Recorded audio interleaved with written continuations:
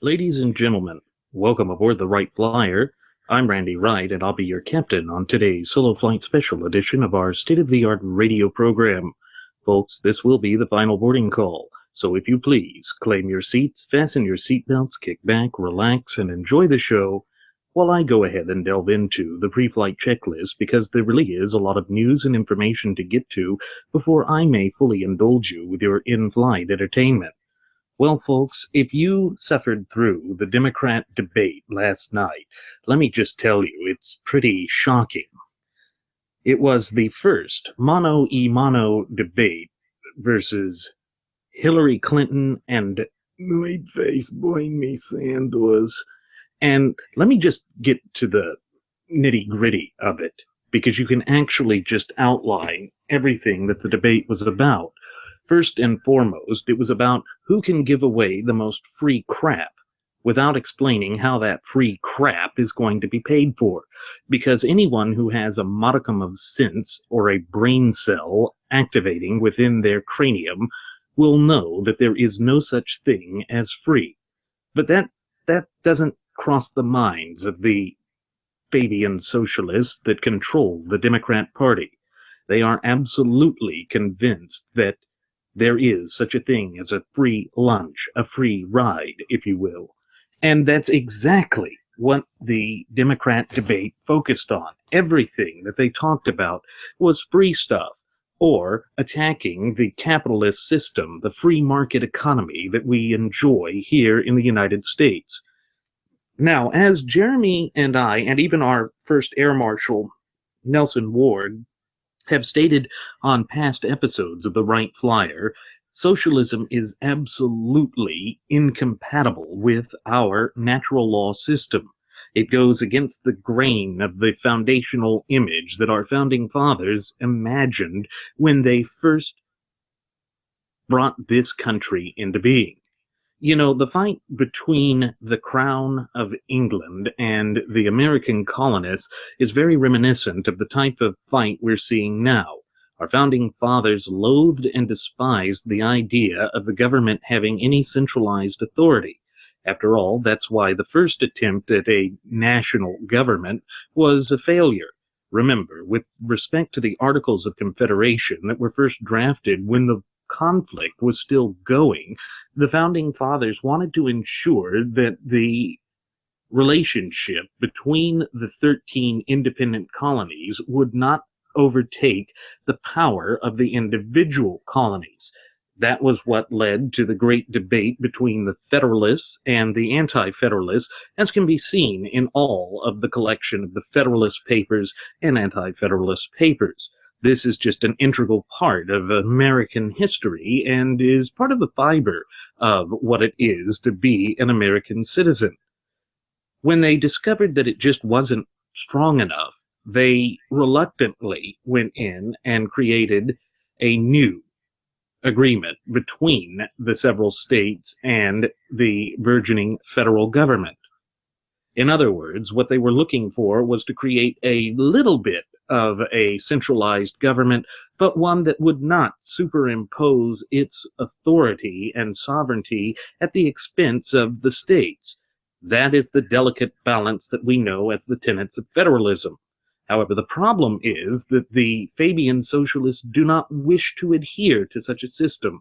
They believe that everything should be centralized, that the federal government knows best what to do with our money. And that is a major problem, because it goes against the natural order of things. You know, folks, it may seem as though I overstress this, or that I place too much of an emphasis on the notion of the tenets of federalism, but there is a reason for that. It is because we have seen throughout the short yet illustrious history of the United States, at least relatively speaking, that any time that we attempt to overly centralize the authority of the government at the expense of the popular sovereigns, it results in disaster. We see the moral decay that is plaguing the United States right now. That is a direct consequence of the federal government goose-stepping away from the foundational practices and principles of this country. And of course, those fundamental principles are based in natural law. You see, this is the problem that Burn Me Sanders and Hillary Rotten Clinton face when they are attempting to peddle their agenda to the American people. The positions that they assume are diametrically opposed to what makes this country great. It goes against the great societal fabric of the United States. That's why they're forced to play these twisted games of semantics in which they attempt to redefine what the United States of America is. And you can certainly see this type of juxtaposition of the Democrats in this country when you look at how the debate unfurled. You have nerdface Burn Me Sanders, the Vermont senator who is the longest serving independent senator in United States history. For far too long, he refused to wallow in the title of a Democrat because he felt they weren't left-wing enough. But now, apparently, the party has moved far enough to the left that he feels comfortable seeking the nomination of them. Now, isn't that incredible? It just shows how far we have fallen as a nation that someone who is a self-avowed democratic socialist, one who adheres to the tenets of the Fabian socialist movement, which takes its name after General Fabius, the great Roman general who defeated Hannibal by using incrementalization, is considered a viable candidate. And believe it or not, he is actually giving Hillary quite a challenge, a run for her money, for lack of a better term. And perhaps it would be a pun if you look at what the actual exchange of ideas was in that debate, that you would say that he's giving her a run for the money. The entire debate started with Nerdface Burn Me Sanders attacking the free market system of the United States. He absolutely came out and stated within the opening lines that our economy is rigged. Perhaps to a certain extent he is right, but not for the reasons that he presupposes. The reason he's right is that it is rigged because of the way that the Fabian socialists play favorites, the way that they pillage the people and then attempt to control everything through gross regulation. You know, the overzealous regulations that exist in the United States of America today are absolutely killing our economy. It's attacking the very foundation of this great country. And it's all rooted in the fact that these socialists are attempting to make the system fair. You know, that was another problem that I had with the lines that Sanders was delivering in the opening part of the debate. He was saying that the system as it exists today simply isn't fair. Well, I've got news for you, Nerdface Sanders. Life isn't fair. Now, what you're attempting to do by making the government the champion of everyone is to destroy popular sovereignty. You see, folks, again, this is why it's important to actually have that working knowledge and that fluent knowledge of our shared United States Constitution, and thereby your fundamental and unalienable rights. The United States was never designed to be a democracy. In fact, the notion of democracy goes against the grain and fiber of what the Founding Fathers had in mind when they established this country. You see, in a representative Republican form of government, such as that of the United States of America, the popular sovereign is given individual sovereignty. It's not that they're given individual sovereignty so much as it is recognized that every American citizen, whether they be natural born or naturalized, is endowed by their creator with certain fundamental and unalienable rights. Now, what that means is that those rights are handed to us from providence, that no earthly government can rightfully deprive, belittle, besmirch, abridge, or take away those rights without due process under the law. Unfortunately, when you look at the plans that are being peddled by the likes of Lloyd Face Sanders and Hillary Rotten Clinton, you will see that it has no connection to popular sovereignty, that it has no respect for the natural order of things. This is because the Fabian socialists, like Karl Marx, are absolutely strict adherents to the notion of moral relativism. Now, what exactly do I mean when I say that they are strict adherents to moral relativism? I'm simply stating that they don't believe that there is a natural order of things. They don't believe in providence, or they believe that providence should be defined by each individual. Now, while it is true that the United States Constitution does prohibit the establishment of an official state religion, it also states that we have the free exercise of religion. Now, while it may appear on the surface that that's what the Democrats believe in, it's really not. You know, the old adage of actions speak louder than words absolutely comes to fruition here. It's completely applicable to the Democrats. Look at the way that they try to force religious organizations to accept abortions or to perform abortions, whether or not it is against their will. That was a rather heated and contentious case that went before the United States Supreme Court in cases like the Hobby Lobby case back in 2014. And already you hear the left wing sit there and bemoan the fact that, oh, this legal doctrine of considering corporations as people is really bad. It really goes out of its way to hurt the average and ordinary American citizen, as if the Democrats somehow actually give a hoot about the popular sovereigns. Well, here's the thing.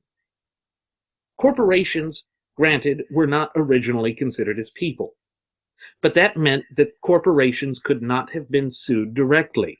It was the left that pushed to have corporations considered as people so that they could be sued. The entire original purpose of incorporating one's business was to protect oneself from direct liability. So the left wing in this country, through their trial attorney lobby, decided that they would make corporations considered to be people. So what's laughable about this, and is typical of Fabian socialists, is that they created the problem, they bemoan the problem, and then claim that they and they alone hold the key to the actual solution. Now, I say that's laughable because when you stop and think about what it is that they have actually done, it has no relation to the actual natural law tenets of our representative Republican form of government. It just goes to show that what they are trying to do is spread socialism by creating problems and then proffering false solutions. Some would say that these are unintended consequences, but I think that what's really happening is more nefarious than that. I would absolutely say that this is a deliberate attempt to destroy everything that is great about the United States of America. And you see this in the way that they always go out and do the blame America first line. Well, the reason for that, and it's something that I've thought about long and hard, is that they have to, as socialists, adopt a position that is necessarily hostile to the framework of government that existed currently or prior to their attempts to eke socialism into the societal fabric and framework. It's a nefarious plot. It's dangerous. But it's exactly what they attempt to do, and they are proud of it. I'm going to remind you of the iconography of the Fabian Society, which was a society of socialists started in Great Britain back in the 19th century. The reason they adopted the name Fabian after that Roman general was they wanted to slowly, incrementally implement socialism. Because Fabius, that Roman general, used incremental steps to draw Hannibal further and further away from his supply lines and from friendly territory They were stretching him to be dangerously thin, which then allowed the Roman general to spring upon him and ultimately defeat him. The Fabians wish to do the same thing with our representative republican form of government. It's the same thing that Marx proposed, except that it is less revolutionary than Marxism. And the reason I say that it is less revolutionary is that it is a slow, drawn out, and meticulous process. But make no mistake about it, folks. What the Fabians are doing is still pushing for the same goal as the Marxists. It's something that Zygmunt Dobbs pointed out in his magnus opus of Keynes at Harvard. Remember, when we say that Keynesian economics is nothing more than a supposed economic system, which is actually a political system designed to push forward the elements of Fabian socialism, it is because they were pushing incrementalization. The iconography of the Fabian society was always originally a wolf in sheep's clothing. And when conservative-minded groups, organizations, and individuals pointed out exactly the context of the meaning of the Fabian iconography, the Fabians quickly changed the iconography. They were the progenitors of the Labour Party in Great Britain. And as we all know, the Labour Party is the very left-wing party in Great Britain and in Australia and in Canada and in New Zealand. All of the places where Labour was established, it was, by its very nature, an adherent to this great Fabian gospel. And I say that it's a great Fabian gospel in extent of its size and scope, not in respect or in regards to its beliefs and philosophy. I absolutely believe that those beliefs and philosophies are twisted, evil, and downright dangerous. So we see that Bernie Sanders goes out attacking once again the so-called 1% in this country, and he is again attacking the banking and finance system in this country, saying that it's rigged. And then you have Madam Clinton, in part and parcel, agreeing with him before saying that she just doesn't support free education. Now, the reason that's kind of interesting is it's a typical problem and dilemma that these Fabian socialists face. They push all this free stuff, all these grandiose promises, which won't work, because history has shown time and again that such a system is doomed to failure, and everybody is just happy to get free stuff so long as it's not their group that loses affluence, wealth, and power, or even influence. And so the teachers' unions, I don't think, would enjoy this idea of free education at the collegiate level, because it means that the professors' salaries would be cut. So she's playing into the old dichotomy that always exists on the radical and extreme fringes of the left. If there's one thing that we can say about Boyd-face, boy me Sanders, it's at least that he's very honest about his position. It may be the worst position that I believe has ever been conjured up by the twisted minds of men.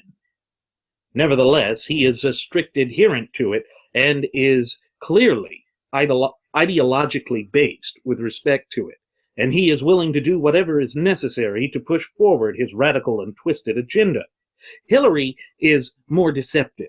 She buys into this progressivism, which again is just another title for Fabian socialism. So basically, the root of the disagreement between the two Democrat Party candidates is not a question of what their goals are. Rather, it is a question of just how fast to implement it, just how much of the Fabian mantle they will adopt.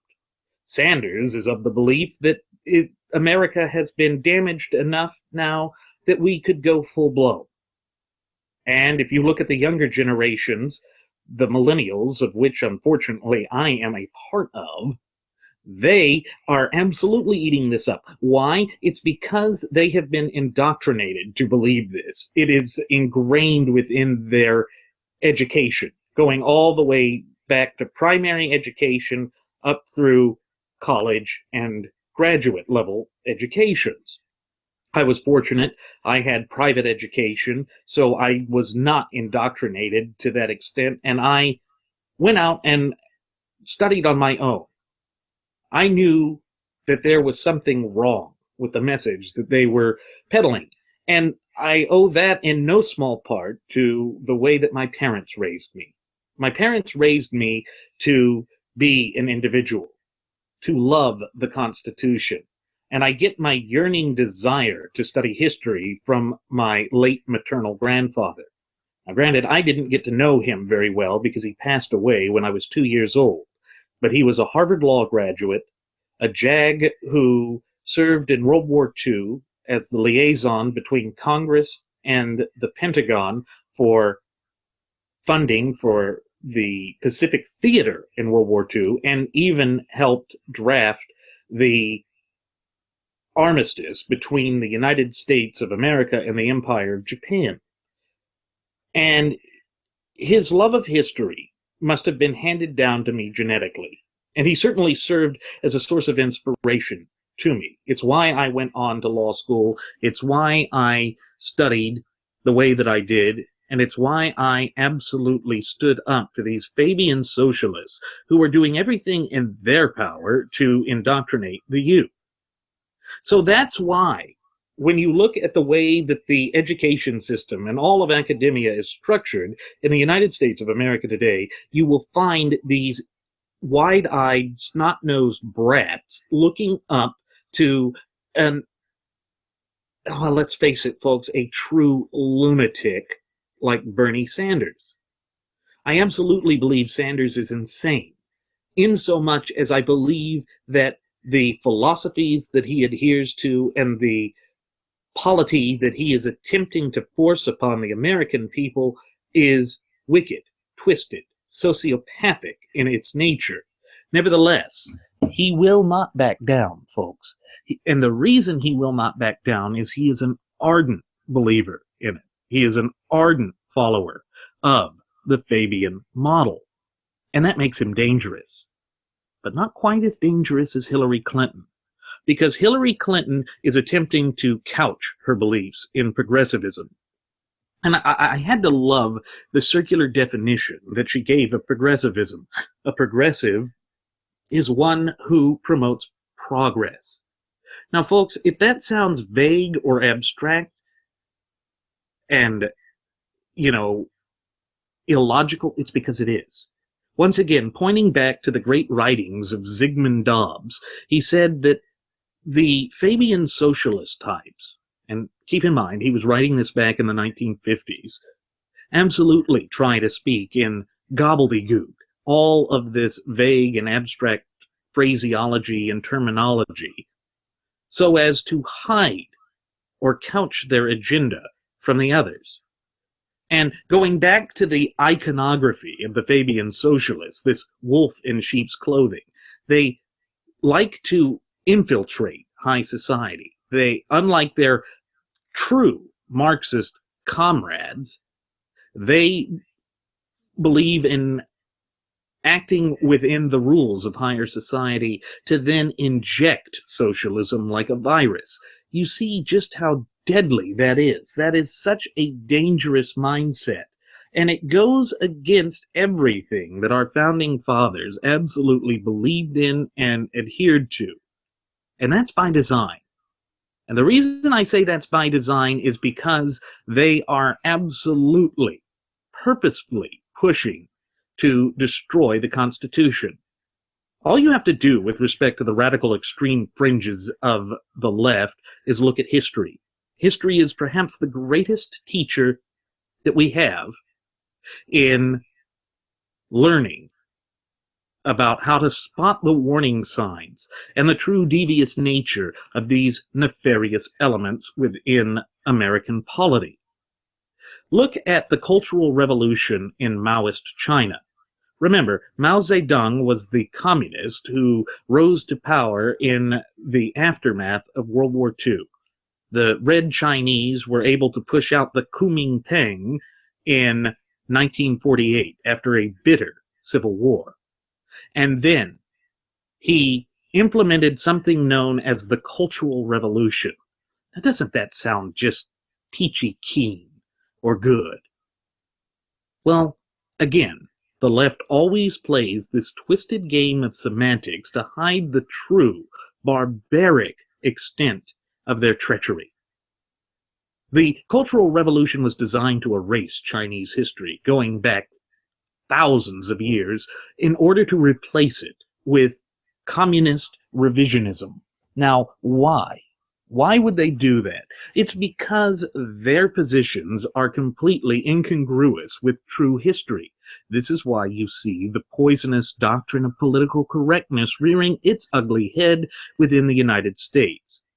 And it is also why you see the most destructive doctrine of revisionist history appearing in our system of education.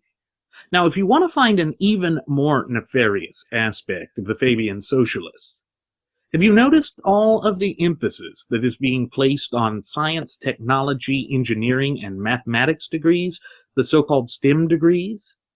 There's a reason that they don't want people to have a well-rounded education. If you are well endowed with history, then you know what the country's history is. You know how this country came about. You become a better adherent to the type of civics that is expected of the citizenry of a representative republic like that of the United States. Well, that's exactly what they don't want. That's why you hear them pushing for a direct democracy. But a direct democracy is the polar opposite of what our founding fathers intended for in this country.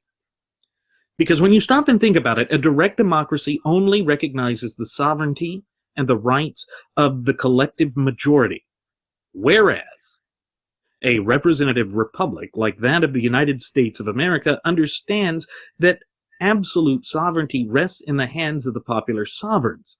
And of course, the popular sovereigns are none other than we, the people. That was the idea that our founding fathers had for this country. That is what it will take to keep this country free. But when you have generations that have been poisoned by the indoctrination of these Fabian socialists, you see that they lose sight of the big picture. They're more focused on specialization or incrementalization. Again, that way, the incrementalization that is being implemented by the Fabian socialists won't seem all that dangerous. It'll seem just natural, part of everything that they have known ever since they were small children. You see, that's why the indoctrination begins at such a young age. Social engineering of this sort is clearly evil. It is wicked in its nature, and it is designed to be a poison pill. Again, remember that the iconography was a wolf in sheep's clothing. And if you think of the flock of sheep as being the up-and-coming generations of this country, and indeed of the generations yet to be born, it makes all the more sense. Because what they are trying to do is control everything, right down to the way you think, because they don't recognize your individual ability to think. The only thing that matters to them is the collective, except for them themselves. You see, they see themselves as some great separate elite that is not exposed to that. That's why Alexander de Tocqueville, that great French philosopher who was an ardent admirer of early America, said that socialists are nothing more than New Age feudalists. They're trying to micromanage the facets of our daily lives, and they despise liberty because liberty allows people to question the twisted machinations that they are attempting to force into place. There. You see, right there, folks, is the danger that we are facing in this country. And then I'll delve a little bit more into what the Fabians are doing with respect to this debate. One of the things that they struggled with in distinguishing one another during this debate was how their policies differed. You know, that's been one of the problems that the Democrats in this 2016 election cycle have faced. They cannot reconcile the difference between Bernie Sanders' socialism and Hillary Clinton's alleged progressivism. And that's why her definition of progressivism was absolutely laughable, that it's in favor of progress. But you see, that's a truly empty platitude, because in favor of progress for what? What progress? Well, you see, the progress that they speak of is implementing socialism in our free, representative, Republican form of government. It's a totalitarian system that they're pushing for, as Alexander de Tocqueville pointed out. They really are pushing for a new age form of feudalism. And that's something they cannot escape, because it's an integral part of who they are. It's clearly a part of their philosophy and their modus operandi. But what was interesting to see the juxtaposition and attempts at clarification as to the distinction between these two radical candidates is this idea that Blaney was trying to say, look, you know, I'm absolutely not a part of the establishment. You see, it goes all the way back to something that we're witnessing on our side as well. You've already seen the likes of sniveling little people like Ann Coulter say that, you know, Ted Cruz is an establishment candidate. And you've seen Sarah Palin say the same thing in that stupid tirade of hers on Facebook. But, you know, nothing could be further from the truth. This idea that he is part of the so-called establishment, which is actually a detente wing of the gutless opposition party, or GOP, detente meaning live or let live, going back to the Cold War, is that Ted Cruz has stood against them every step of the way. But they don't want you to believe that. They want you to believe that this Fabian socialist, who just miraculously changed his point of views overnight, is somehow the outsider. And you know, this is not something new either. Again, pointing back to Zygmunt Dobbs, he clearly stated that what John Maynard Keynes was attempting to do was claim to be a capitalist, out to save capitalism with this Keynesian form of economics. And basically the root of Keynesian economics is this idea that the government should stimulate economies. Governmental spending somehow prevents depressions and what was then known as panics from occurring. Of course, it's been completely rebuffed, refuted. It doesn't work because it was never intended to work. It was nothing short of a front for Fabian socialism. And as we all know, history has shown time and again, irrefutably so, that socialism is a failed ideology.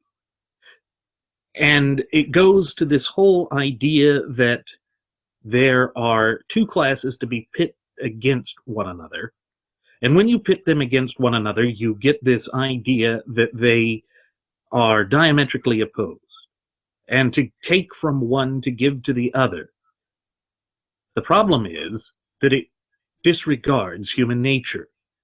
Part of the idea of human value and human self-worth comes from this notion that we take pride in what we do. The people of anywhere but particularly the United States, take great and enormous amounts of pride in being able to be self-accountable, self-responsible.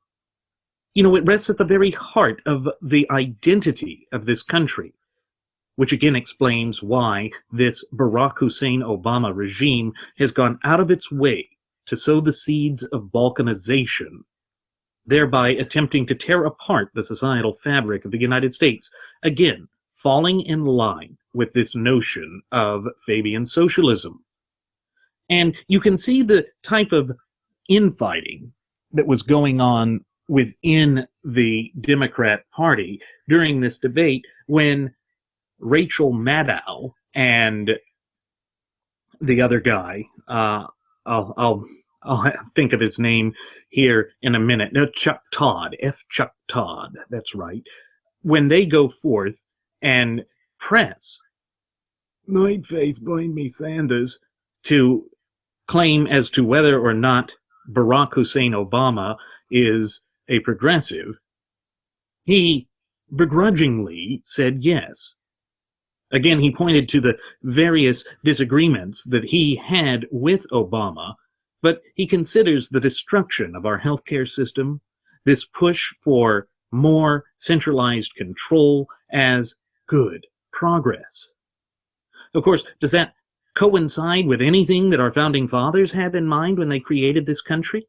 Of course not. And you know what the refute would be from the nefarious Fabian socialist in our midst. They'd sit there and say, yes, what the founding fathers did was a good first step.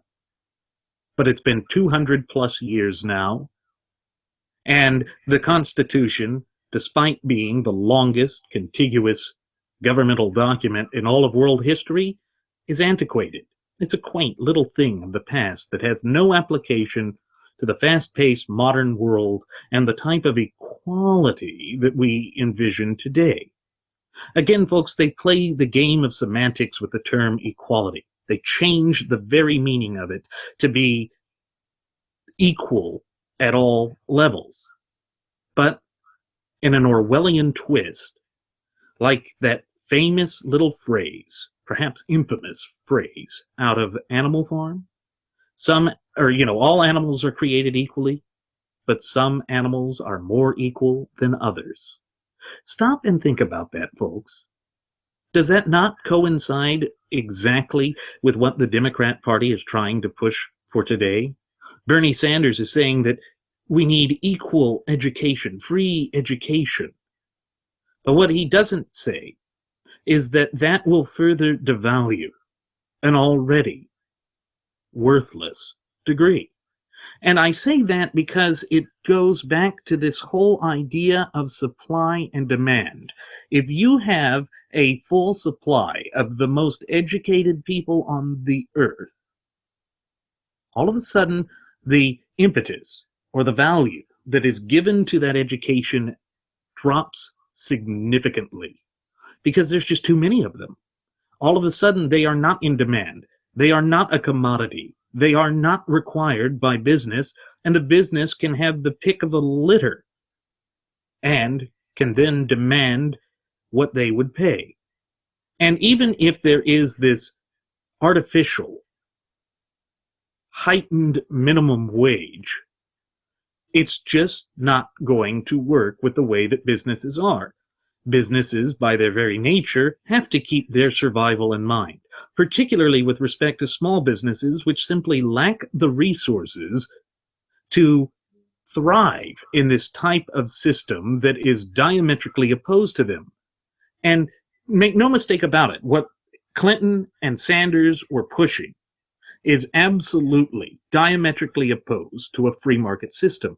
It would kill the small business community in this country, even though they are falsely waving the flag of saying that they are the champions of small business, that their policies will somehow reinvigorate the small business community in this country. Truth be told, it simply will not, because it is once again doubling down on the overzealous regulations that have already pushed our businesses towards the brink of bankruptcy and destruction. but they don't care. For them, it's all about their propagandistic message, the message of Fabianism, which has no place in an open, honest, and free society like that of the United States. And that's dangerous. But one interesting thing to point out is this major area of distinction that Hillary was trying to draw between herself and the Vermont senator. And that was that she is not establishment. Even though he had thrust that label towards her, she said that she is the first woman to run to try and be president. Of course, that's simply not historically true, but she is seeking to become the first female president of the United States. But she is not the first woman to run. That's just laughable. Anyway, she says that proves that she's not part of the establishment, because she's out to challenge racism. She's out to challenge all of the discrimination that is inherently part of the DNA of this country. Remember, that's what Barack Hussein Obama said about the United States. He said that racism is inherently part of our DNA and is something that we will never be able to overcome. You see, it all goes into this twisted, radical Fabian agenda to create balkanization within the confines of a community that they are attempting to infiltrate. Once they can divide, then they can conquer.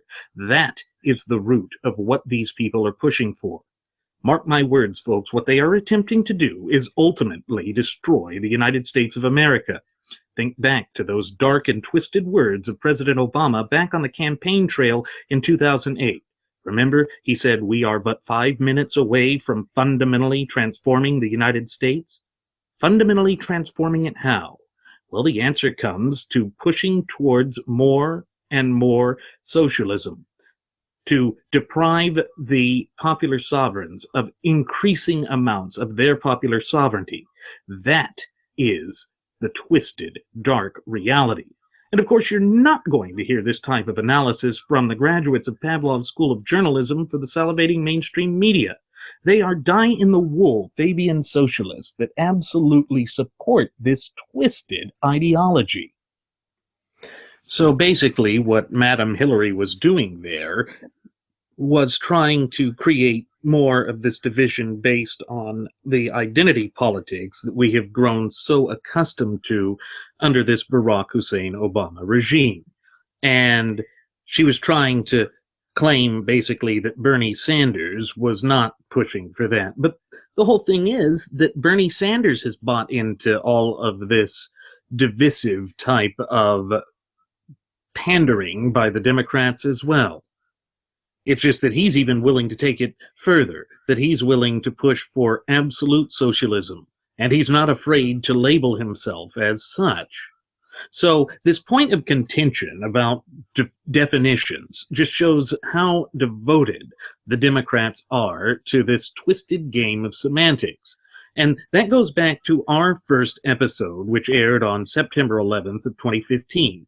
We have warned time and again just how dangerous and just how nefarious these games of semantics really are, because it works against the societal fabric of the country. And make no mistake about it, folks, that is absolutely by design. These Fabian socialists are wanting to tear us apart, and they will use any underhanded tactic that they can in order to achieve their goals. And you can see that there's a double standard here in the way that the moderators were pushing the Democrat candidates, as opposed to the way that we have seen the, salivating mainstream media approach the gutless opposition party debates. They absolutely attack the conservative candidates, much more so than they do the Democrats. Why? Because they are absolutely, they being the graduates of Pavlov's School of Journalism for the salivating mainstream media, are absolutely adherents of this doctrine of Fabian socialism. They want to see this country pushed further and further to the left. And part of the reason why I call the GOP the gutless opposition party as opposed to the grand old party is ever since Barack Hussein Obama first wielded the reins of political power in this country, back in January of 2009, the gutless opposition party has rolled over for him each and every time. Especially, and frustratingly so, after they achieved a majority first in one house, and then in the midterm elections of November of 2014, both houses of Congress, they still are collaborative. We cannot forget the great betrayal of Speaker of the House Benedict Arnold Paul Ryan. The same Paul Ryan that went before the cameras of the salivating mainstream media before being selected by Mittens Romneykins to be his running mate, and said that he would propose a balanced budget. His budget proposal would cut all of the government pork that has pushed our national debt to staggering heights. Oh, and by the way, folks, we have already breached the $19 trillion barrier. Our national debt is now at $19 trillion. That's just unbelievable. Unbelievable. And yet these two turkeys that were standing on the debate stage last night, the guy who sounds like he's perpetually hitting the liquor bin, and the woman whose reputation is worse than Lucifer's, are proposing that we spend even more money. They act as though the national debt is not a real thing. It doesn't pose a threat, at least in their minds. It poses no significant or real threat. That is absolute malarkey. And the reason I say that is absolute malarkey is because it absolutely does affect us. It absolutely places our economy at risk. It places our, way of life and standard of living at risk. But again, that's all by design. Remember that these Fabian utopian socialists despise America. They think that America achieved prosperity by stealing the land and by slave labor. They act as though the Civil War didn't end 150 years ago. But newsflash, all you Democrats, all you Fabian socialists, the Civil War ended a century and a half ago.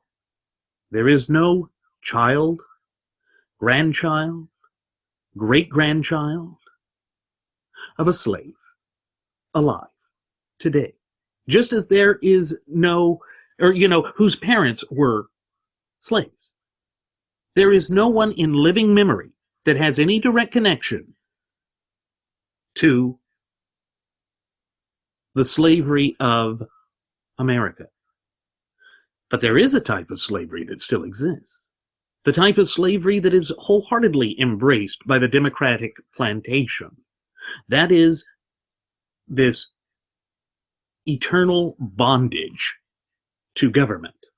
The chains and shackles of a strong centralized government, overzealous regulations, fascism. Because it is a type of fascism as to what they're pushing. Never forget that fascism has its roots in socialism. Now I know that a lot of political scientists would say that that's incorrect. But look back at who was the founder of fascism and who was the first effective leader of it. Not so much founder, but Benito Mussolini in Italy. During World War I, he was a socialist. In fact, before World War I, he was an avowed socialist. He was the chief editor of Avanti, Italy's top socialist literature. And he was raised in that type of environment. After all, his namesake, Benito Juarez of Mexico, was a socialist. But that doesn't matter to the propaganda that the Fabian socialists are trying to implement. It goes against the grain of their message, and they want to associate it with the right wing. Why? Because then it's much easier to just point the finger at the right and say, look, you're a bunch of Nazis. You're a bunch of fascists. Oh, But when the Nazis named their party, it was just to dupe the people. National Socialist German Workers' Party didn't mean socialism. Folks, what a laughable joke and a lie.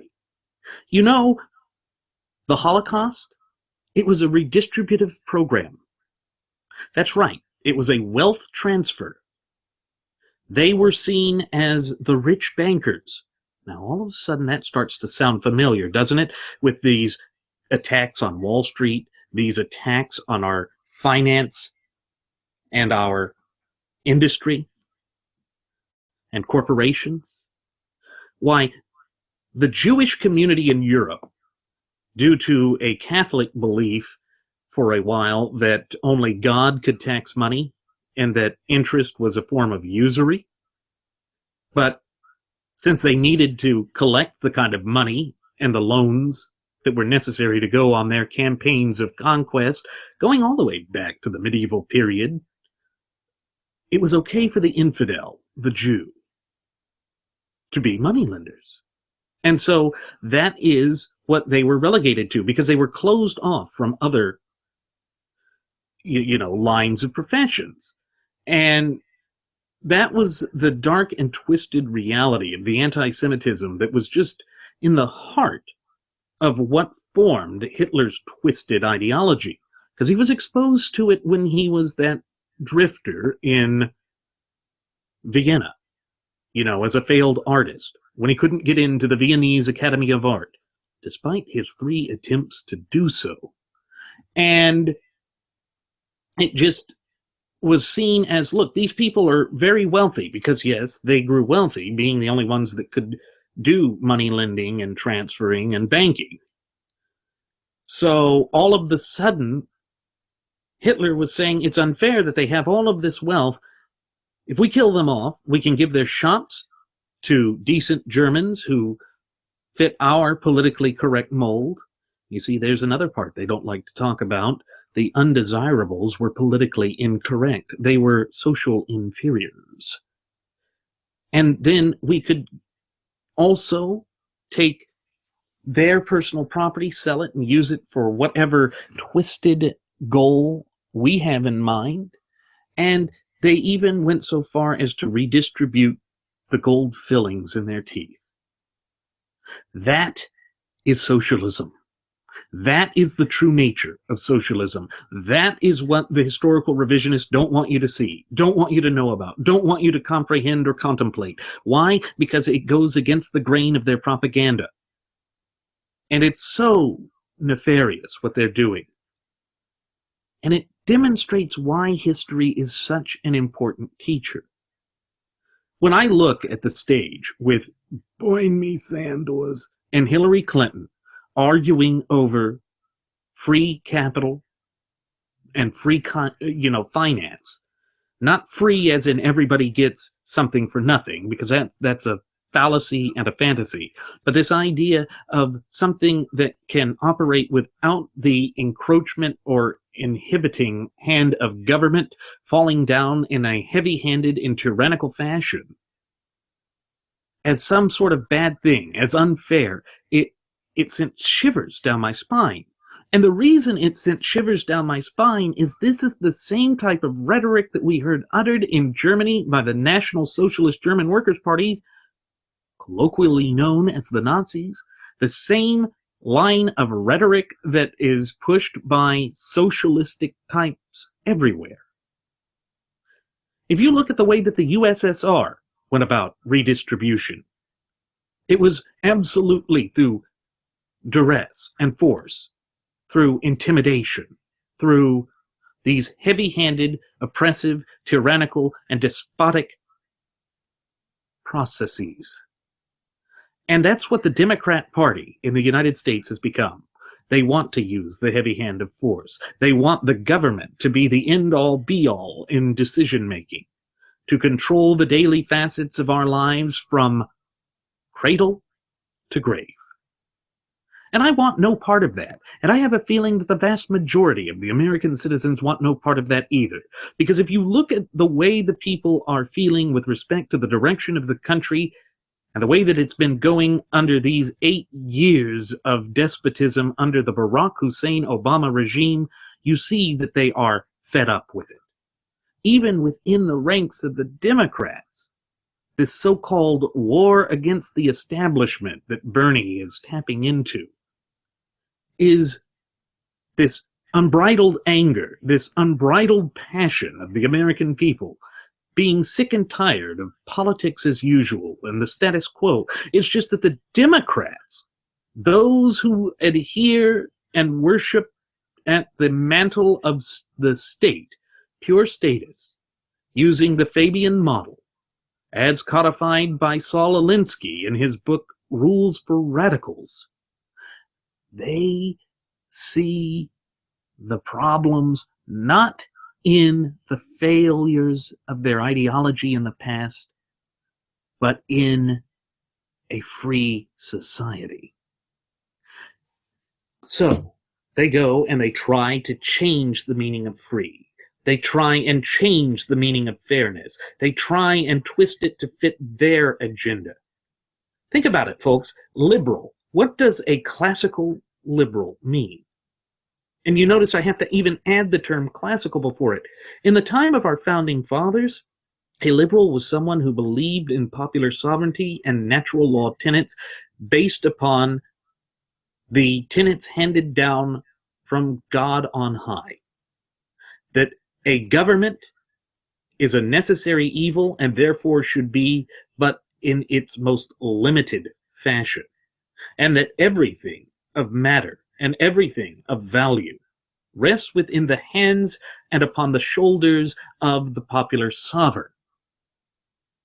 But back in the 1950s, as so eloquently pointed out by Zygmunt Dobbs, a man who was a devout student and then professor of the deceptive and devious tactics of the left, having grown up in a communist household himself, said that they perverted and bastardized the term liberal to mean something diametrically polar opposite, absolutely quintessentially different than its traditional definition. And why? Why? Because they understand that the average citizen, the true ultimate wielders of sovereignty, are so busy just trying to carve out sustenance, to sustain their standard of living, to keep living, simply lack the time and the political capital and the energy to keep up with all of these vague and abstract meanings, to stay abreast of the twisted game of semantics that the Fabian socialists engage in. And therefore, it sounds palatable. Again, the iconography of the wolf in sheep's clothing comes to the forecenter and absolutely, clearly, accurately describes and depicts who these people are. It demonstrates what they wish to achieve, and it shows just how underhanded their tactics really are. They claim to be the party of the little guy, but they're really the party of misery, because at its heart, socialism is about spreading misery to everyone. Government ownership of the means of production is absolutely what they're pushing for. You see it in Hillary's repeated attempts to attack the pharmaceutical industry, and yes, even Bernie Sanders' attacks on them as well. He says that the United States of America has the most expensive drug companies and prescription drug plans out of any nation on earth. You know why? It's because innovation, research, and the energy that it takes to develop new, groundbreaking, revolutionary medicines is not cheap. And the reason these other nations don't have it is, yes, they have embraced socialized medicine, and the standard of care in those countries is deplorable. They are not cutting edge. They are not moving towards great discoveries to the extent that we are in this country. But that doesn't matter to the Fabian socialists, because in their mind, a person should cease to live when their availability and productivity for the greater societal good should simply cease existing. They've lost the right to life. And it was clearly stated in the machinations and in the words of Bernard Shaw, who was the longtime leader of the Fabian Socialist Society in England, when he said that all of these loaths and useful idiots that we'll use to get power, and I'm paraphrasing here, should be mercifully executed once our system is put into place, because they have no place in a true socialist society. So all of these people are useful rubes, useful idiots, completely clueless, in fact, absolutely just blissfully unaware of what the socialists have planned for them. And that is truly a frightening and sick prospect, because we on the right value life, but they don't. One of the other areas where these Democrats were trying to distinguish themselves was their push for universal health care. Hillary said that she was absolutely for universal health care. And that was one of the things that Bernie Sanders was trying to chomp down on as well. But what does that really mean? Well, it goes to show that they absolutely adhere to this Fabian socialist ideology that goes against the individual sovereign. Remember, that's why they embrace the title of Democrat Party. They believe in the sovereignty of the majority, collectively, not within the popular sovereign or individual. And as I've said time and again, that absolutely goes against the original foundational image that our founding fathers had devised for this country well over 230 years ago. And what's so amazing about the history of this country, and why history can be such a great and pivotal teacher, is that we see that this year marks the 240th anniversary of the Declaration of Independence. That is amazing, that our government, as pursuant to our shared Constitution, has been the longest contiguous government in world history. That is not some small feat, ladies and gentlemen. That speaks to the clarity of mind and purpose that our founding fathers possessed, the great foresight that they had for us, and the fact that they wanted to pass this down to posterity speaks just volumes about the type of principled men of character that our founding fathers absolutely were. And it speaks to this whole notion of our nation being a nation of laws, not of men. Well, what does that tie into? Well, it ties into this idea that we are all equal. And you see that Hillary was pushing for this type of balkanization that has been re-uttered by this current despotic and dictatorial regime of Barack Hussein Obama, of trying the tactic of divide and conquer. They seem to think that this is the only way that they can push forward their agenda. But when you keep in mind that the absolute goal of the Fabian socialists is the utter destruction of the political system and the body politic of what came before, then it all starts to make sense. And another clear representation of the fact that history is a damn good teacher with respect to this stuff, particularly when giving you the tools to see the undeniable warning signs. We must recall that Theodore Roosevelt, a Republican, was considered the father of American progressivism. And this was brought up when Bernie Sanders was challenged as to whether he considered Barack Hussein Obama a progressive. And it was funny because Hillary tried to claim that Bernie Sanders is the gatekeeper of the term progressive. And he said that, yes, he found that Obama was a progressive. And he then said that despite their many disagreements, he believed that what Obama has done for this country, and taking credit for helping write the so-called Affordable Care Act and Patient Protection Act, that they were good things, but they weren't enough. And that was one area where he and Hillary were in full agreement. They both believed that there has not been enough done to deprive the popular sovereigns of their fundamental and unalienable rights. They're doubling down on those efforts, whether it ranges from depriving decent, law-abiding, red-blooded American citizens of their fundamental and unalienable right to keep and bear firearms, or whether it goes to our religious liberty to object to being forced to pay for abortifacient pills or abortion procedures. That is not the place of the government to tell the people how to believe or to act. It goes against the very root and foundation of this great representative republic of ours. But he pointed to Theodore Roosevelt and claimed he was a good Republican because Theodore Roosevelt was the father of the progressive movement. Remember, it was under the tenure of Theodore Roosevelt that the Sherman Antitrust Act was formed.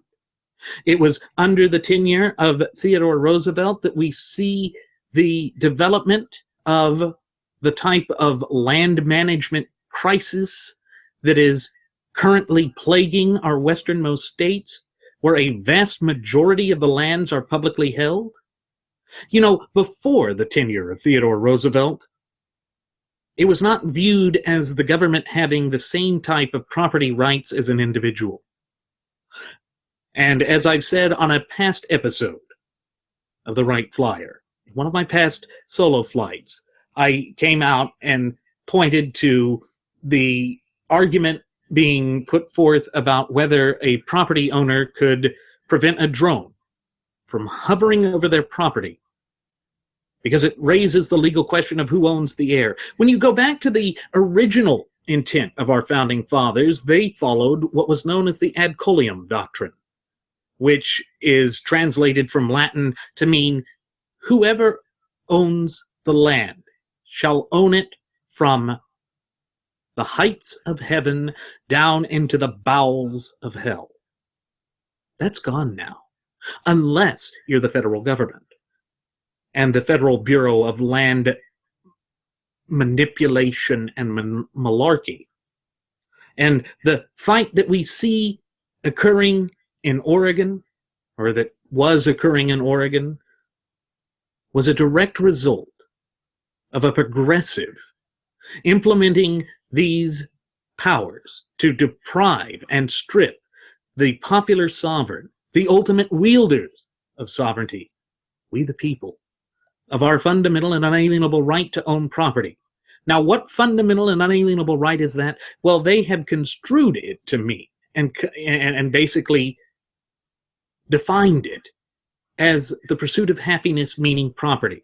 That goes back to the designs and philosophy of John Locke, that great English philosopher who inspired Thomas Jefferson when he penned the Declaration of Independence.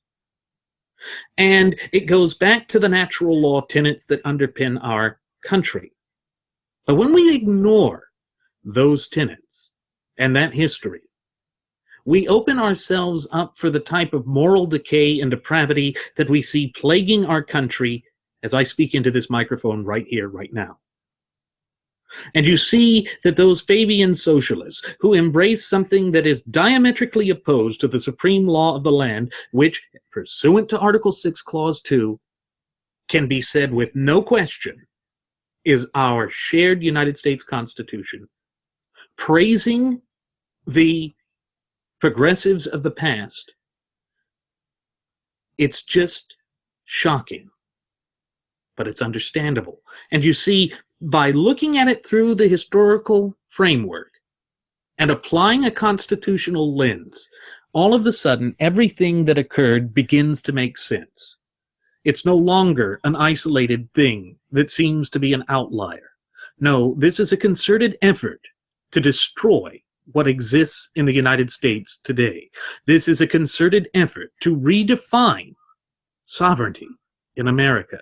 And looking back to Alexander de Tocqueville's claim that socialists are nothing more than New Age feudalists, it begins to make all the more sense. The Bernie Sanders of the world, the Hillary Rotten Clintons of the world that are pushing for health care, they're not pushing to level the playing field. They're pushing to carve out a niche for themselves and to laud it over the true popular sovereigns. They view themselves as superior to us. They view us as useful idiots and rubes. And going back to the words of George Bernard Shaw, the longtime leader of the English Fabian Socialist Society, he viewed those that are looking for the freebies, those who refuse to work, as vermin to be used, as useful idiots, pawns in the political game.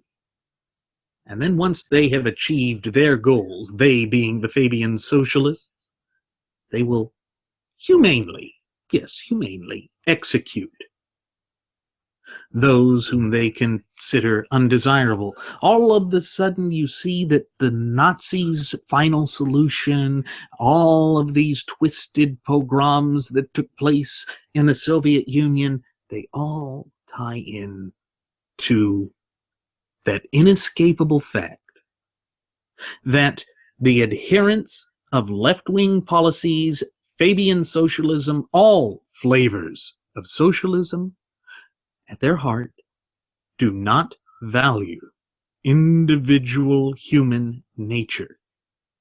They loathe and despise it, except for themselves. And that's why you see the divide between Bernie Sanders and Hillary Rotten Clinton. It's not a fight over the goals, as I've previously said. It's just a fight over what steps and at what pace to push forward their twisted machinations.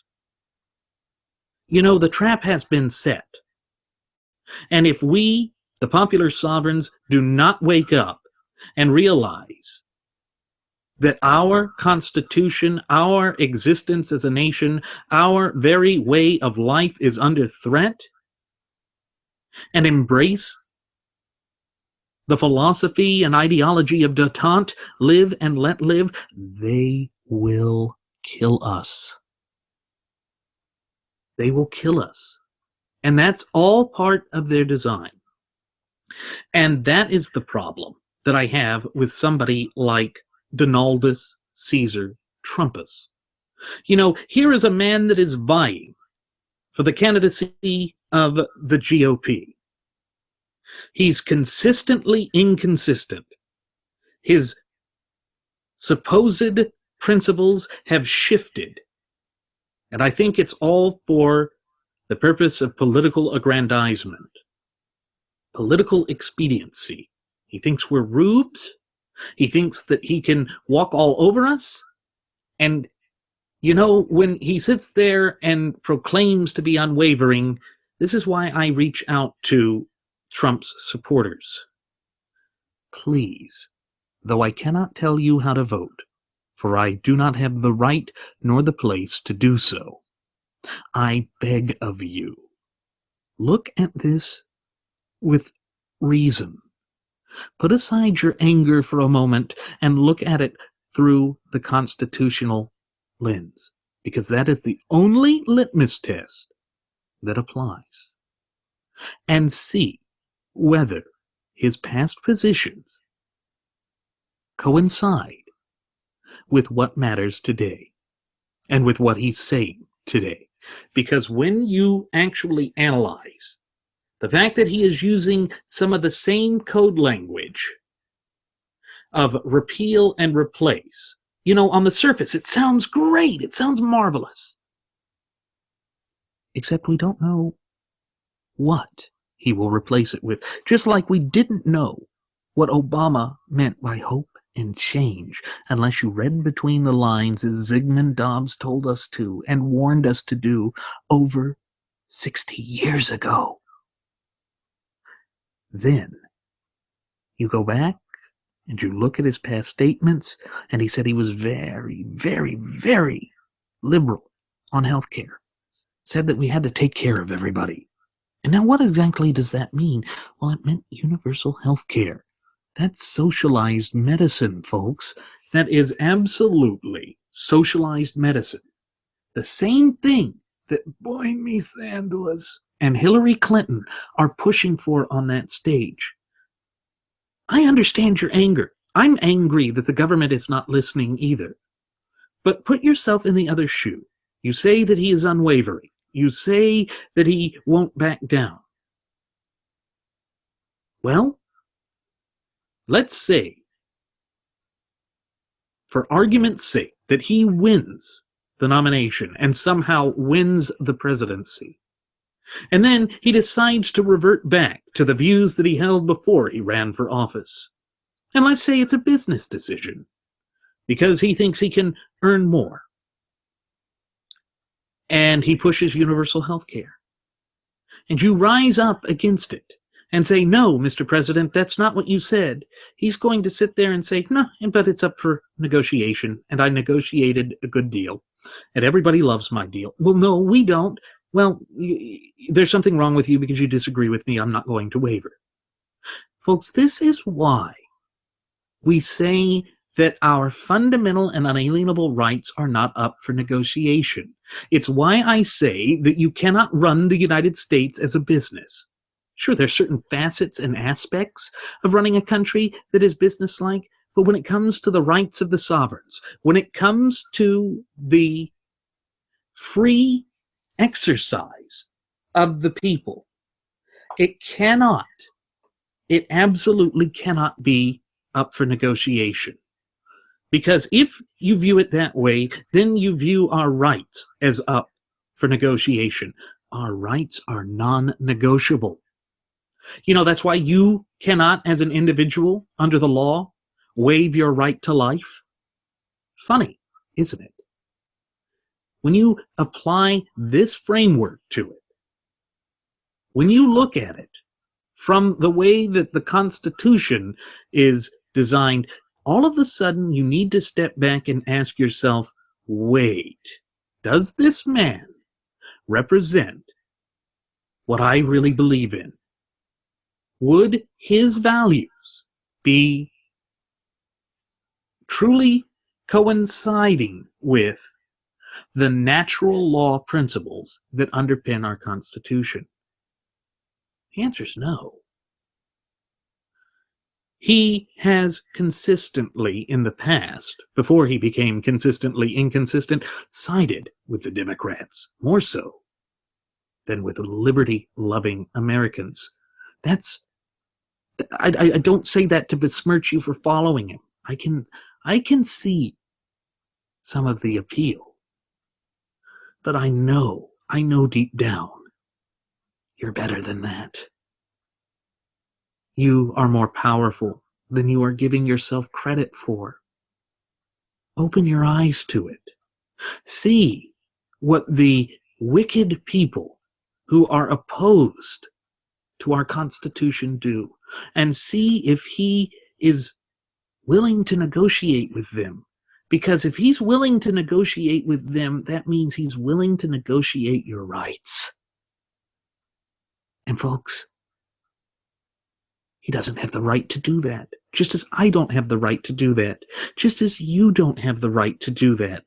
If we are a nation of laws, if we still believe that we are endowed by our Creator with certain fundamental and unalienable rights, we cannot, we must not, and we will not place our rights on the negotiating table.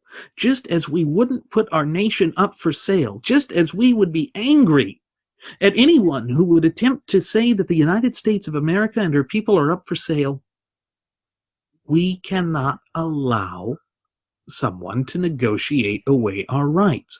That's what a Hillary Clinton would do. That's what a Bernie Sanders would do. That is the pinnacle of the problem that we face. And it's why the problem that we face in this country right now is not an easy one to address. If we want to save this country, we cannot look at a leader as a messianic figure. We cannot. Because of the natural law, the natural order of things, the protection and security of this country rests in our hands. No one else has that authority.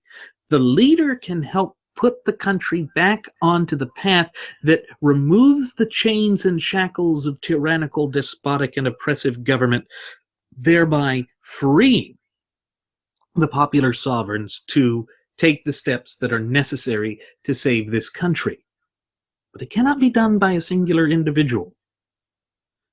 If we truly respect the separations of power that our founding fathers wholeheartedly and ardently believed in, then we shouldn't even be looking to a singular person to set policy.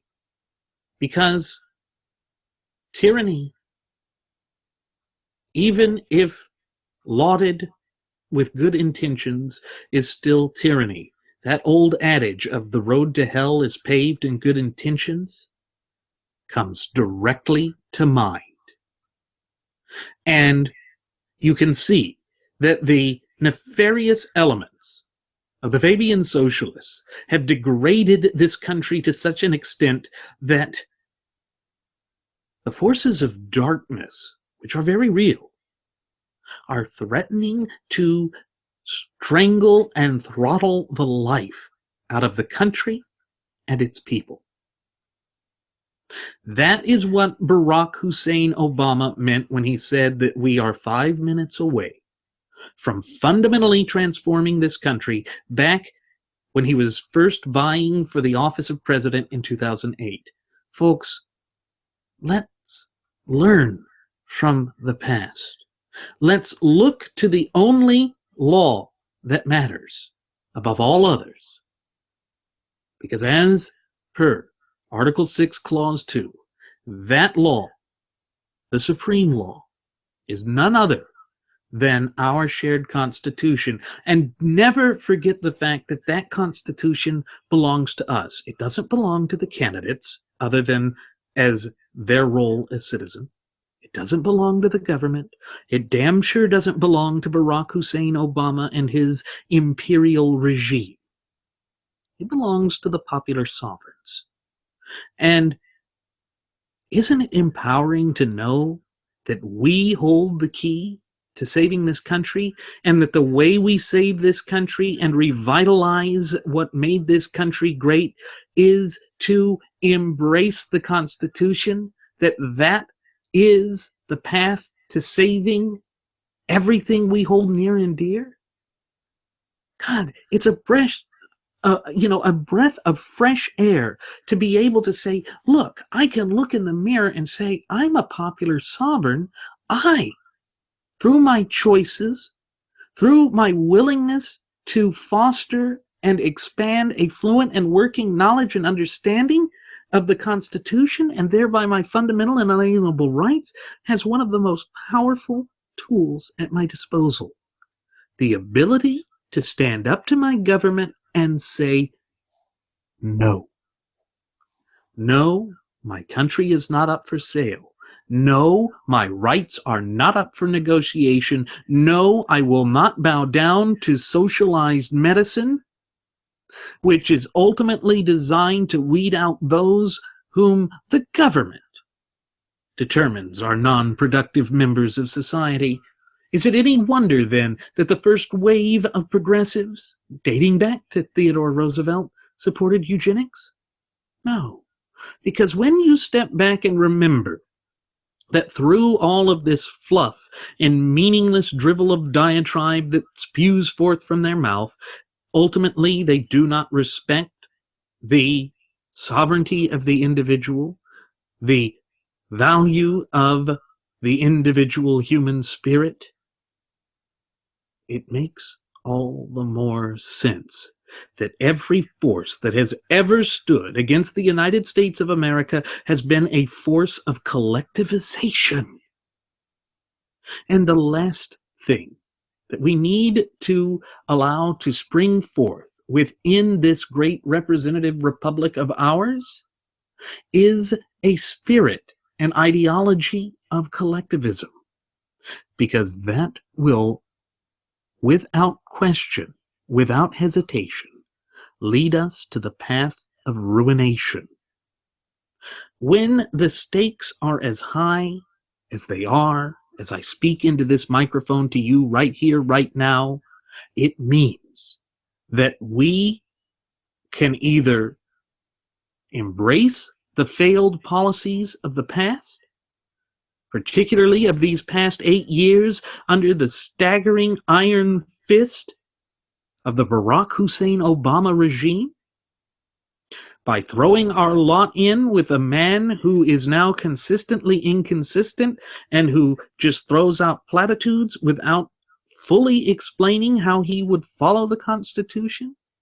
Or we can follow someone who has a well-defined track record of strictly adhering to the Constitution. Now, folks, I do not deign to tell you how to vote. It's not my place, nor is it my right. And I will stress that time and again, every time I sit behind this microphone, because I want you to know that it's your choice. It's always been your choice. I just hope that you approach it, not blinded by anger, not blinded by this nearly irresistible desire to seek vengeance on those who have placed us in the precarious position we now face, because that makes you easily manipulated. I don't want you to be manipulated. I want you to exercise your rights, and I want you to think about it logically.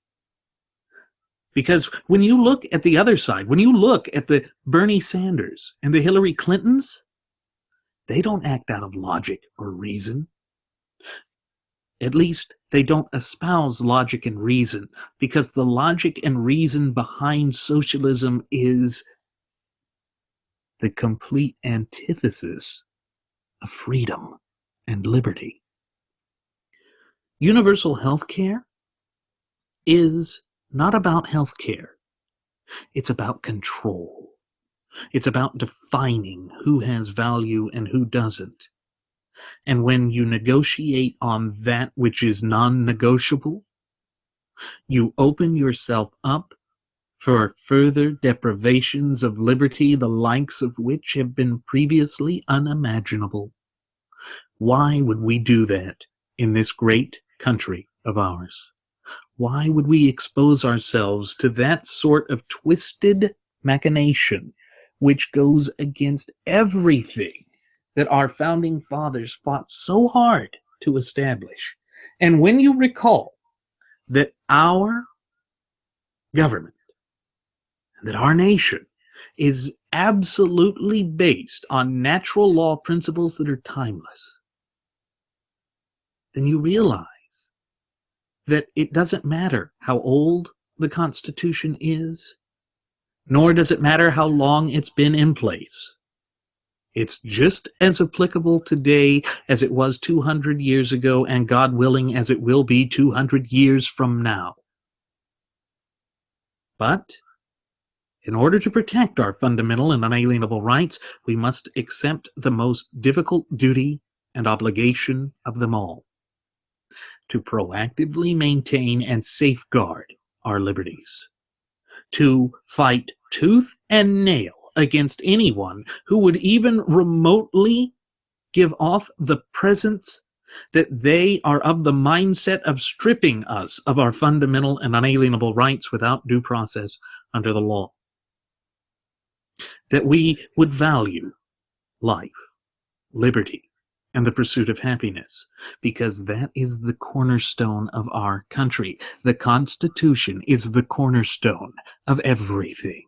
It defines who we are. It liberates us, it lifts us up, and it distinguishes us from all other nations. And that is what our founding fathers intended for it to do. And it falls on us to realize that. Please, do not let anger or vengeance drive you. Let your drive for freedom and liberty and your love of this country drive you. Because our country was devised through the inspiration of Providence itself, it is not wrong to love this country. It is not wrong to stand up for this country.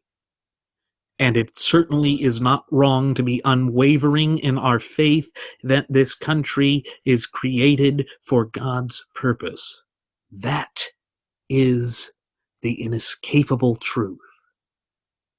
That is what matters. And with that said, it is time for us to begin our descent. I'm going to go ahead and send the flight attendant back for one last round of alcohol. Ladies and gentlemen, as always, I'm Randy Wright, your captain, and I want to thank you for choosing to fly the Wright Flyer. I also want to take this opportunity to invite you to join Jeremy and yours truly the next time that we take off over the friendly airwaves, leaving you with an indelible yet pure sense of enlightenment as always, unlike any other radio program or venue. And I also invite you to follow us on Twitter at Radio Aviation X. That's at Radio Aviation EX. Or to leave comments either here on our YouTube page, our Facebook page, or our Google Plus page. Thank you again for flying the Wright Flyer, folks. Hope to see you next time. Do take care.